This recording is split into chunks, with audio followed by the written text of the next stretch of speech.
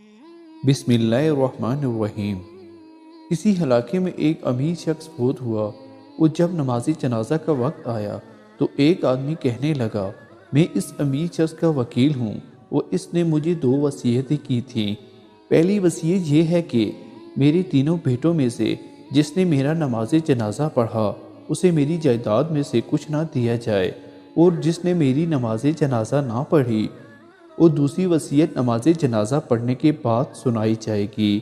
یہ سن کر اس آدمی کے دونوں بیٹوں نے فیصلہ کر لیا کہ وہ نماز جنازہ نہیں پڑھیں گے، لیکن تیسرے بیٹے نے فیصلہ کر لیا چاہے جو بھی ہو جائے وہ اپنے والد کا نماز جنازہ ضرور پڑھے گا۔ کچھ دوستوں اور رشتہ داروں نے اسے بہت سمجھایا کہ اس طرح تو ساری جائیداد تمہارے بھائیوں کو مل جائے گی اور تمہارے ہاتھ کچھ نہیں آئے گا۔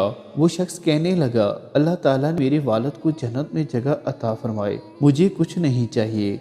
لہٰذا اس نے نماز جنازہ پڑھی اور وہ دونوں بھائی خوش تھے کہ ساری جائیداد ہمیں ملے گی۔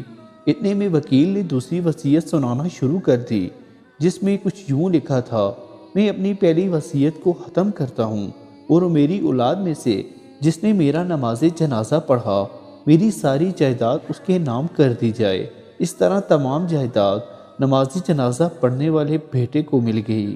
اس سبق آموز کہانی سے ہمیں یہی سبق ملتا ہے کہ ہمیں اپنے والدین کی خدمت صحیح دل سے کرنی چاہیے، جس میں ذرا برابر بھی لالچ شامل نہ ہو۔ اللہ تعالیٰ ہم سب کو ہمارے والدین کی قدر کرنے کی توفیق عطا فرمائے۔ اگر آپ کو ہماری چھوٹی سی یہ کاوش پسند آئی ہے تو ہمارے چینل کو ضرور سبسکرائب کریں اور بیل آئیکن پہ کلک کر دیں تاکہ آئندہ آنے والی دلچسپ ویڈیو آپ کو بآسانی ٹائم پہ پہنچ سکے۔ اللہ ہم سب کا حامی و ناصر ہو۔